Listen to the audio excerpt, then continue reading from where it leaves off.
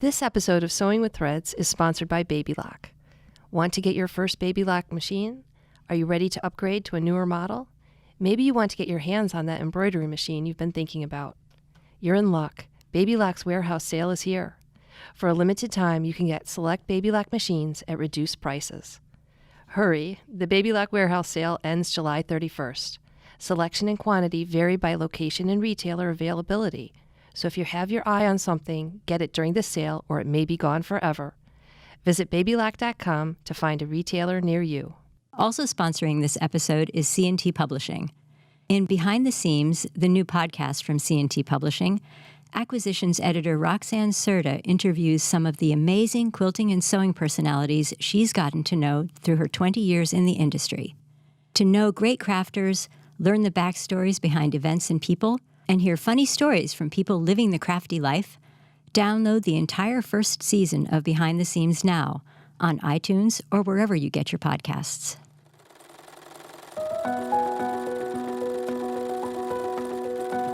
Welcome to Sewing with Threads, the monthly podcast by the staff of Threads magazine. I'm your host, editor Sarah McFarland, and I'm joined by senior technical editor. I'm Carol Frasia. Hello. And our managing editor of production. Hi, I'm Janine Clegg. And our special guest today is Pamela Leggett. Welcome, Hi. Pamela. Thank you. Pamela specializes in pattern fitting, knits, and serging. She's the owner of Pamela's Patterns and has taught sewing nationally for more than 35 years. She holds numerous classes in her Vernon, Connecticut studio as well. But she has also been a Palmer Pletch instructor, an online instructor on Craftsy and YouTube, and the featured instructor on 2 Serger Technique DVDs published by the Taunton Press. Pamela also authored the book Sewing Essentials, Serger Techniques. On a previous episode of Sewing with Threads, episode 2 to be exact, Pamela answered our initial questions, the 5 speedy sewing questions. This is the advanced round, Pamela. We want the audience to get to know you even better. So here we go. What's the first piece of clothing you ever made? Well, I thought I would first talk about what was my first inspiration. When I was in 3rd grade, the Beatles were on the Ed Sullivan Show, which I was watching with my parents, and I fell in love with Paul McCartney, the first time I ever fell in love. And I went home that night and laid in my bed and thought, I'm going to design an outfit that then my parents are going to take me to the Ed Sullivan Show, and I'm going to sit in the front row, and Paul McCartney is going to see my beautiful outfit and fall in love with me. I remember exactly the outfit. It was this jumper that was like a black and green plaid with a matching headband and bow. Did you sketch it out? I didn't. It was just in my head, and I never forgot it. It was just a funny little thing. But my mom actually started to teach me to sew right around that same age. But I would always ask her, what do I do next? I would never look at a pattern instruction. I would do something, and I'd say, what do I do next? And she would tell me. I think I was 12 years old, and I was making a dress, and I kept thinking, okay, I'll go ask my mom what to do next, but I knew what to do.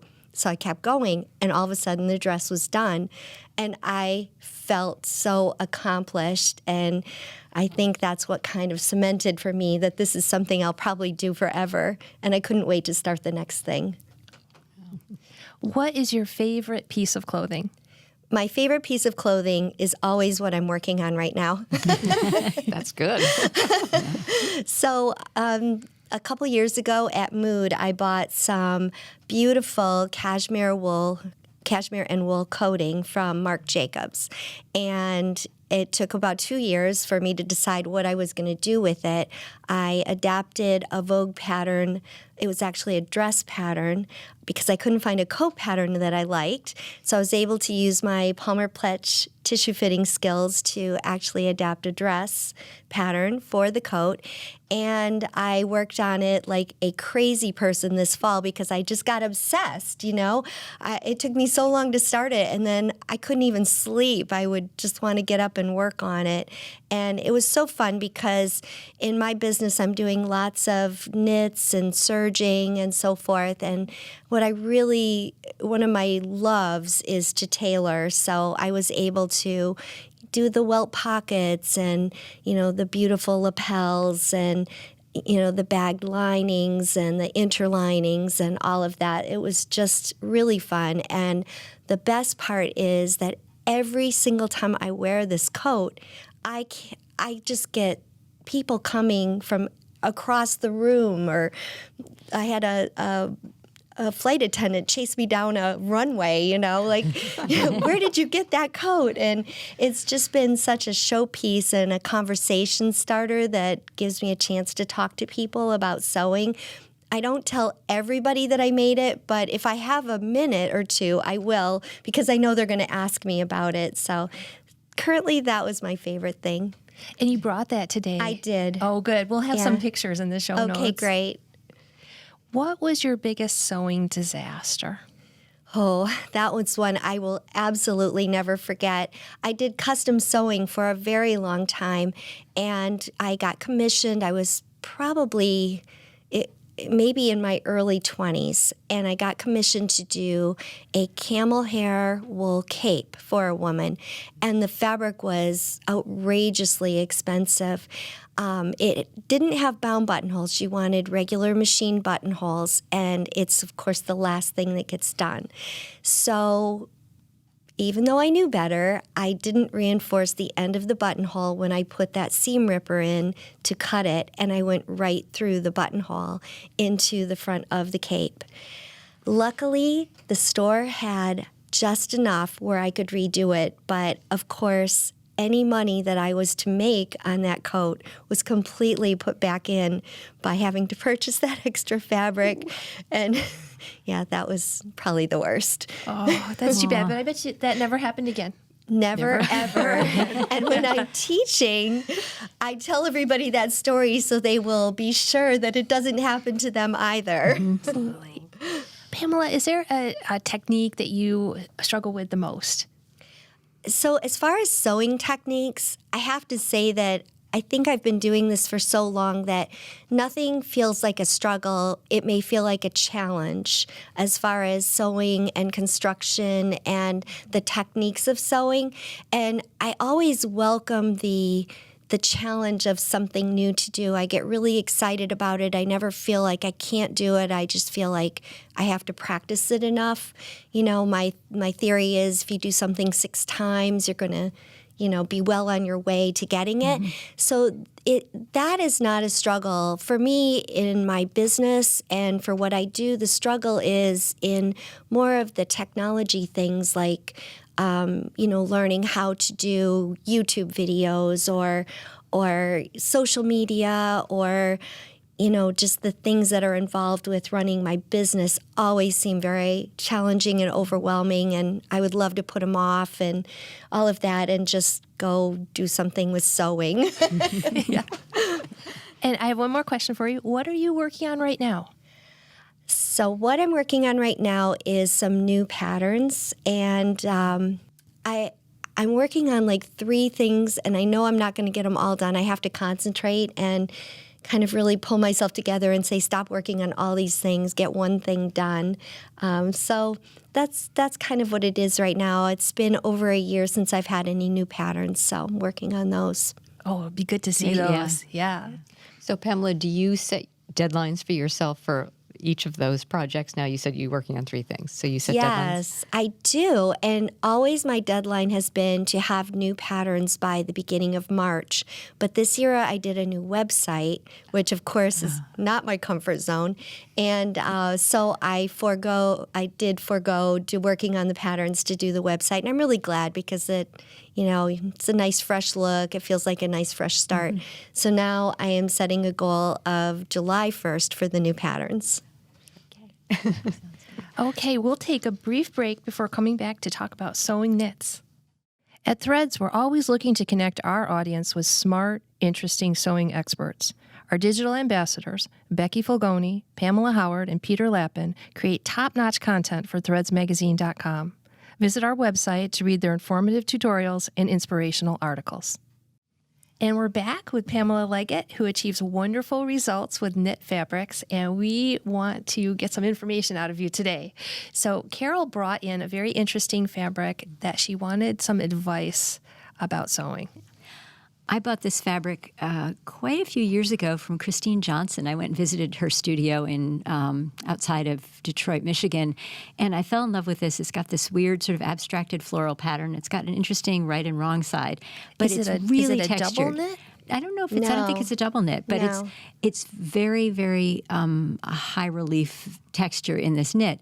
And when I bought it, I think I had this idea that I would make myself sort of a tube-like pencil skirt, and that would be cool, just one seam, and put an elastic waistband in. And then, as the years have gone by, I haven't done it, and now I don't want to wear a tube-like pencil skirt anymore. So I'm not exactly sure what to do with it. And my main thing is, how do you handle seams in something like this? Do you stretch it out and sew it in its sort of flattened out form, or try to just let it go through the serger and let the differential feed handle it? Is that what you would do? Yes, I definitely wouldn't straighten it out because then it would get really wavy. You would have this big wavy seam, that elongated seam that would look terrible. So you really would have to practice with it a little bit. I think that on most textured knits or crinkled knits or whatever, just using your differential feed and figuring out what setting it would be. The setting would be in the advanced numbers. So if your serger is normal or 1, it would be in the numbers above that, like up to from anywhere from the normal setting up to 2. And that usually will do it. Now, this one is such a high relief, like you said, that you might need to use some stabilizer to actually stabilize that before you try it. So you'd really have to practice with it. What would you do? How would you stabilize it before? Would you like a fuse on something to kind of hold it in place and then sew it, and then the stabilizer could either wash out or? I would use the one that would stay on the fabric. So I love the Sokeezy knit stay tape. Oh, right. Okay. A half an inch wide if you're using a serger. Okay. Or if you wanted to use, or if you wanted to use a wider seam allowance, you could use one of the wider versions of the knit stay tape. And that you would put on, again, so it would stay crumpled, and you would just serge it or fuse it on before serging or sewing. And I think you just have to try both of them to see what would work the best. You wouldn't want to use a stabilizer like a woven stabilizer because it wouldn't have any give. Okay, that's really helpful. I hadn't thought about using a stay tape, and that sounds like it would make a lot of sense. I had actually thought about using my sewing machine, but it seems like that, I think it needs the differential feed here to really control it. I'm afraid that even if I use the stay tape, I still may get some kind of stretching. So, Carol, if you don't do the pencil skirt, what do you think you'll do with this fabric? I don't know. You should tell me. I think it might end up having to be, there's not very much. I think I only bought a yard.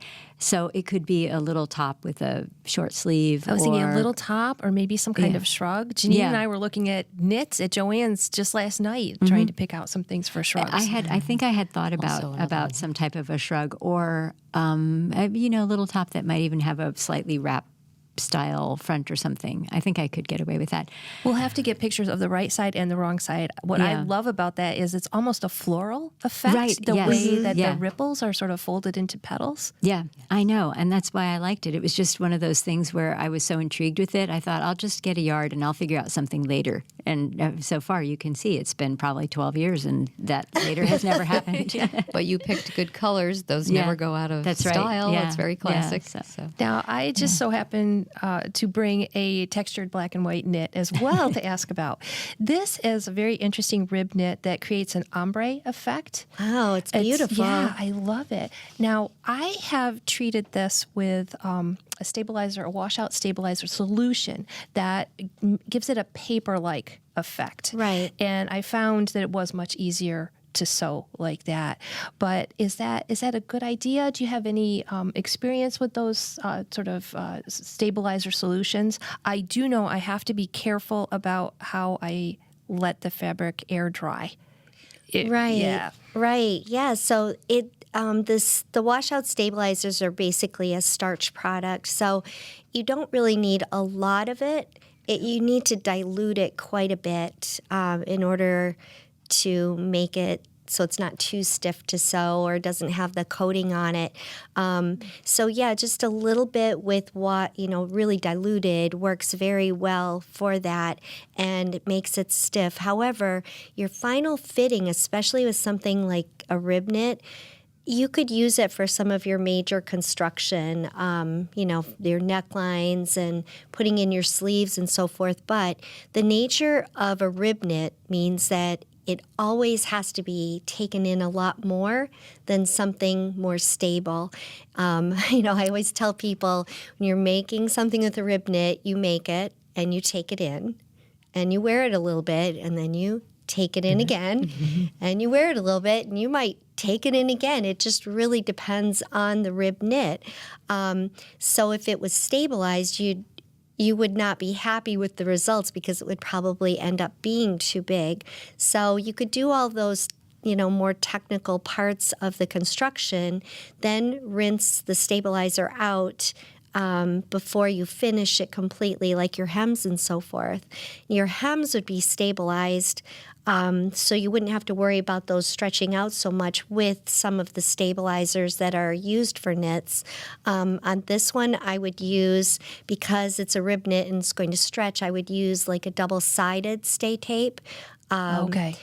It would have to be very lightweight, and those have like a memory. So after you've stitched them, they're going to look very wavy, but then you steam them and they magically go back into shape, so you don't have to worry about it. So I don't use the starchy stabilizers as much on knits as I do like on chiffons or silkies, but it's certainly, especially if you had a lot of detail that you had to sew, it would be a good idea.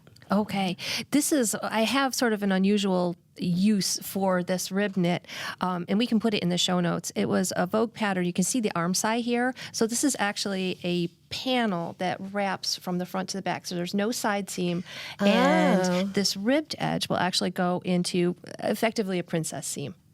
Oh, okay. And it should droop a little bit at the sides, but I do want to make sure it goes into that seam nicely and doesn't stretch out too much as I sew it. So I'm going to absolutely take your suggestion about the double-sided stay tape. Thanks. Yeah, that's a good selection for the style, because then you don't have to worry so much about the actual fit and having to take that in. So that's a great way to use that. It's a very loose-fitting style. Yeah. I think the pattern is out of print now, but it's a really fun, easy knit dress. Nice. Thank you. So I also had a question about very, very lightweight knits on the sewing machine. And sometimes, I try to be careful about this, but sometimes they just get sucked into the throat plate. What are some solutions for that? Yeah, the knits have gotten so lightweight. Some of them are extreme. I call them tissue knits. Yes. And they can be very challenging to sew on a sewing machine. On a serger, they're easier because you can, the feed dogs are going to feed them through easier. But on a sewing machine, so you know how in your presser foot there's the oval in the presser foot where the needle goes down into the presser foot? Well, our machines today have very wide openings because they do such wide decorative stitches. So, most machines today will have 7 millimeters wide or even wider, some of the machines. And so what that means is that, yes, you're going to be able to, that fabric has much more chance of getting pulled down into that big wide opening in the needle plate. So a couple of things you could try is, easiest thing is just make sure when you start your seam that you can see the fabric in that oval, that it's far enough back. If it's you start, not right up on the edge. It's not right up on the edge. You can see the fabric underneath that oval. Hold the threads in back of it, or even a little piece of that fabric if you can get to it, and do a few stitches forward, then back up, because the needle has got something to grab onto, if you need to back stitch there, and then continue on. Now, if that's still not working, the other thing you could try is a straight stitch needle plate. Or moving your needle as far over to the left or the right so that the foot is kind of stabilizing it. Oh, I didn't think about Those that. things will help too. Do you think it's more a matter of the needle and thread sort of pushing the knit down in? Yes. Okay. Yeah. So if you can hold those threads in the back of the foot and then hold the fabric in the front, you're keeping that fabric flat. It's taut. It's taut. And I mean, the other thing too is I use medical tracing paper for tracing patterns. You know, those we big use rolls. that all the time. Yes. Yeah, we have like a case of it. I know. I love that stuff for so many things. I mean, worst comes to worst, that paper rips away from stitches so easily, and that would give it the flat surface underneath, and you could just have like some strips of it just for starting, and it'll rip right away from the stitches without pulling the fabric. So that's a good that's idea. always a really easy one to do. So you would put the paper under the fabric, Under not the on top. fabric, so it's in between the fabric and the feeding system. Right. Okay. Yeah. Does it have anything to do with the size of the needle? If you use a finer needle, or is it more likely to puncture You know, readily, or does it the not make a knits difference? today, really, you don't need a lot of different needles. I love the Schmetz stretch needles, or probably any Right. stretch needle. Those are the ones I just happen to use. But stretch needles usually come in two sizes, a size 75/11 and a 90/14. So the one with the 75/11 is a little bit lighter weight, a little narrower than the other. But honestly, they all seem to work really well. The fabrics are pretty forgiving with those two needles, so those are my that's good to know. preferred. And I don't really change them a lot for the size unless I see that a hole is poking through it or something like that. But those stretch needles, they have a rounded tip, and they just kind of go right through the fibers, which most of your knits have the spandex or the lycra in them, and they just penetrate through. So the size doesn't even seem to matter so much as just that stretch needle really helps a lot. Pamela, have you done much with scuba knits? Yes. They're so much fun to work on.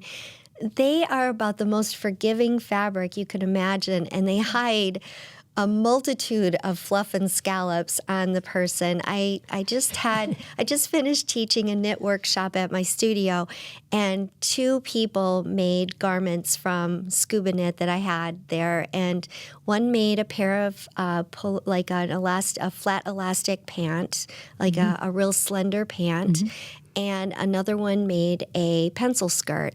And they were so excited by how easy the fabric is to sew on, and they weren't expecting it to be as comfortable as it was, and the fact that it made them look so slender. In fact, when they put them on, everybody in the class was like, oh my gosh, Yes, you so look sweet. fabulous. You look 10 pounds thinner. Well, everybody wants to run out and get that now. But I mean, it is not a natural fiber by any means. So, if that matters to you, you might not like it, but it really is a neat structured fabric where knits aren't usually structured. That is kind of a knit that has a lot of structure, so you can do, unique things like fit and flare looks and things like that with it. It is very easy to sew. I was going to ask you, with some scuba knits and with some really dense ponte knits, I tend to like knits that are on sort of either end of the spectrum, like tissue knits or knits that you can make structure with. But sometimes with the heavier knits, I get skipped stitches. Do you have any insight on that? And are you using the stretch needles? I'm using stretch needles, and I did decreased tension sometimes, and it seemed as though it seemed as though it wasn't getting around the bobbin case, and I would get these skip stitches. I haven't had that happen, so I wish I had an answer for that. I should have an answer for everything, right? I don't think I have an answer for that I've one. had that once with it was actually sort of a cotton lycra jersey, but it was a rather heavy one. It wasn't as heavy as ponte, but it was more than a T-shirt generally, and it was skipping stitches. And then I washed it and tried it afterwards, and washing it seemed to take out some sort of treatment in it. sizing. And somehow that helped it. The skipped stitches stopped Do you know after I what? did That's that. a but- really good point, because I think I was, of course, for a garment I'm making for myself, I would wash the fabric 1st, but I think I was working on just small samples. Right, and then and I they have probably all didn't that wash the stuff fabric in There there. you go. Yeah, I think it I might wash just like everything before I make Right. it, so I maybe Yeah. haven't had that happen. Yeah, Oh, yeah, we'll have to that's test that one out. I think that's the answer. I was going to ask if you were using zigzag stitches at all, or you were doing a straight stitch. I was using sort of the lightning bolt, the narrow zigzag right. stretch stitch. Oh, now Yeah. that one is really a dense stitch, like probably is. way too dense for that kind, that of, kind of fabric. fabric. So maybe that is part of it. That lightning bolt stitch puts so many stitches into the fabric that I can see where it could skip or even make the fabric stretch out of shape. I tend to do, if I need something that has a little bit of stretch, I tend to use a zigzag stitch with a width of 1 and just a normal stitch length. And so it will still have a little bit of give, but it's not so many stitches into this knit fabric where it's It stressing is out really, the fabric. yeah, it is really dense. And Yeah. I increased the stitch length to sort of lighten that density. But yeah, I can see from now on I'll use the narrow zigzag just Yeah. for that little bit of stretch. Yeah. So Nancy Zeman, Nancy Zeman calls that the wobble stitch. So it is. It's just like this little zigzag that wobbles along, and it works really well for the Ponte knits. Well, pretty much anybody who doesn't have a serger and wants to use their sewing machine to sew knits, because of course we're always talking about sergers, but you can still sew knits without a serger, and that wobble stitch is the one I recommend. Pamela, when you were talking about scuba knits, I wanted to ask you, what do you do about the seam allowances? That fabric has so much body that I think it's maybe hard to make them go flat. You will never get that fabric to go flat. So do you just serge it or trim it rather narrow if you use the sewing machine and just let them be? Yeah, pretty much? 1/4 inch seam allowance would probably be fine with that, and you can Yeah. steam them. So I use the iron. I hover it over the seam, and then I press with my fingers Okay. onto the seam to kind of make the steam penetrate into it as Yeah. much as possible. But they never lay flat, Right. and so they're just, honestly, you could almost make all your seams on that kind of fabric and never even press, and you can't tell the difference. I've tried it both ways. Right. I wondered if it mattered, really. You can't even tell a difference, and that feels very strange to say from Yeah. somebody who always wants to press. Yes. But you're not going to make that stuff press open or press flat. Well, what I would probably. imagine is the garments that it's suited to, like a fitted skirt or pants, they'll stretch out enough that you won't even see that it's not been pressed particularly. And if you made it's- like a circle skirt, which I think is another, or something with some flare, those seams kind of get absorbed into the volume of the They of do. the garment, And so if you you can see look them. at any of the garments that are ready to wear, Yeah. I know Calvin Klein does like a lot of dresses in the scubas. Yeah. They all have kind of that rounded look by the seam. Right. That They do, always makes yeah. me wonder, do they even press at all? And they look fine. They, for the nature of that fabric, they look fine. They do. And I have noticed this, their seam allowances are very narrow. Yes. Yeah. When you do press them, though, do you press them open or do you press them to one side? If I was using a sewing machine, I would attempt to press them open. As you would with other fabrics. Yes. Yes. Okay. Janine has a really interesting knit that she brought in that she wanted to talk Yes, I do. This I purchased. I was in Manhattan a few weeks ago, and I purchased this. It is a linen knit with about 10% Yes. lycra, and I only bought a yard because I wasn't sure. But I really love it. And it's a natural fiber, unlike some of the ones that we were just talking Right. about, unlike the scuba knit. And I would love to make maybe just maybe a shrug, something without buttons. So my question is, I'm not sure what to do about prepping the fabric, first of all. And then secondly, it really rolls, as you can see there. And I'm wondering how to finish the edges.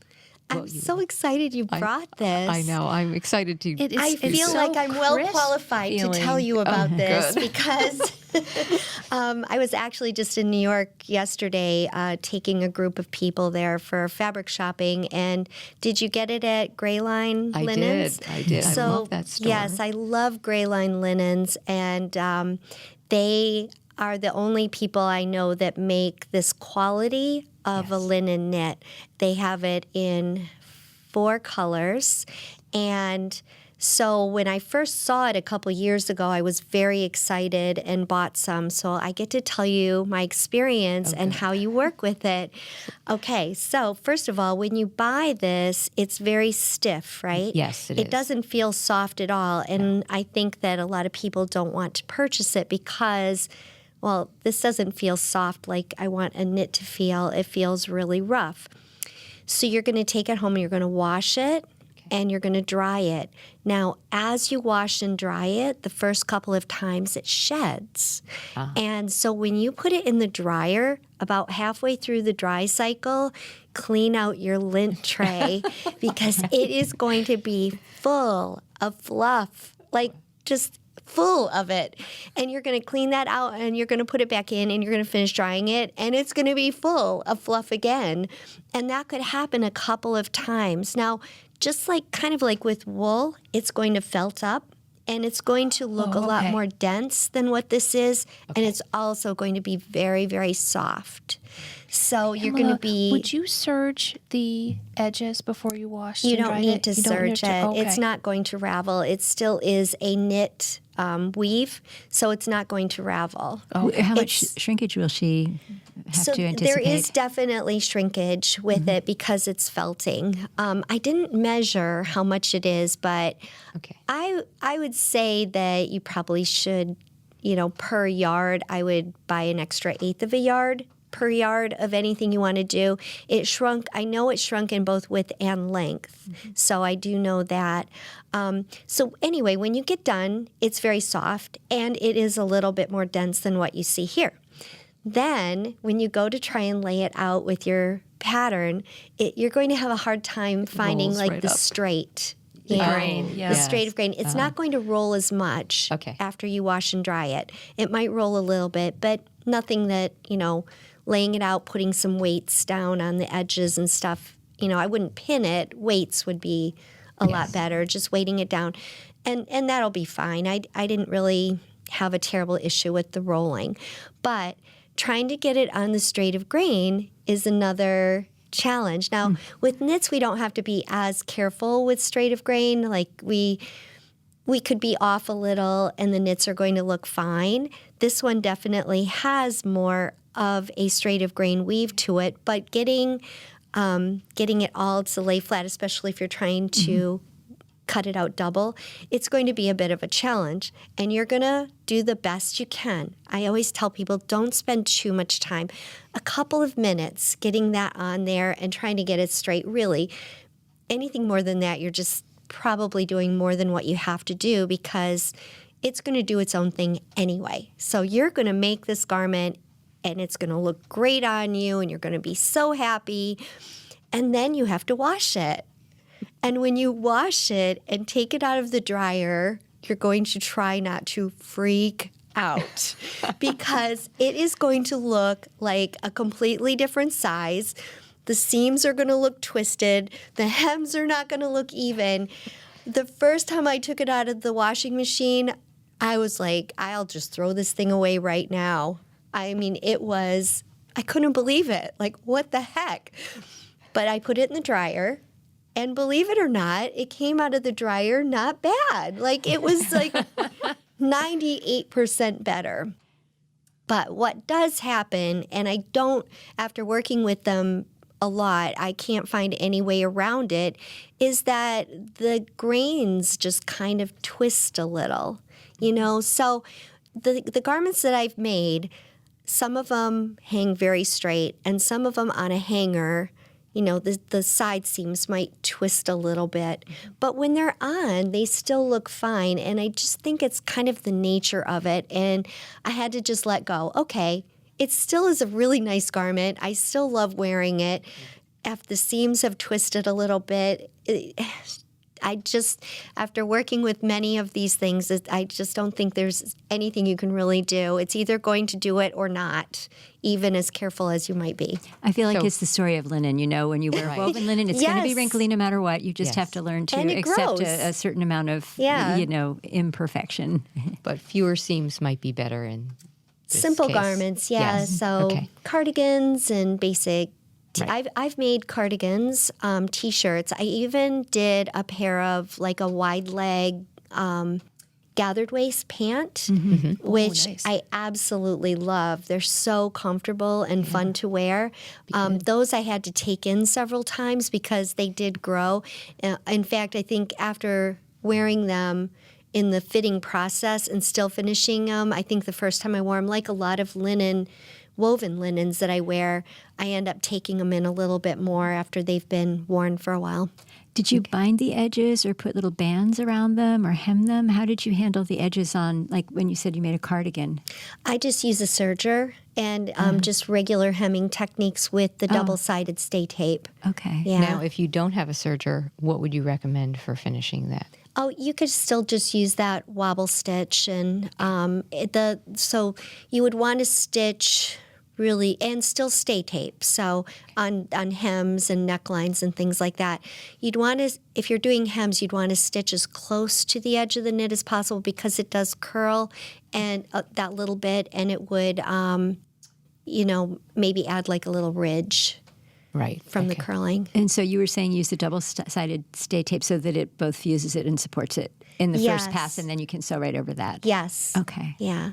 Okay. Wow, There you Janine, go, thank you Janine. for bringing in this fascinating That was fun to hear about that. That was not what I expected. Yeah, me neither. I was surprised. Well, I'm afraid we're getting near the end of our time. And Janine had a specific question for Pamela to close the episode. This is an alteration question. I'm going to give this to you. This is my niece's tankini. Okay. And she is a tiny girl, and she needs for me to take it in just under the arms. Right. And quite a bit, actually, almost an inch on each side. And there is a binding around the edge. And I'm wondering what tips you might have for handling the binding when I take it in. So I think what I would do is take out the cover stitch that's on here just up to where I want to stitch it. And it depends on how the cover stitch was attached. A lot of times the binding might have been attached first to the garment and then it's finished off with the cover stitch.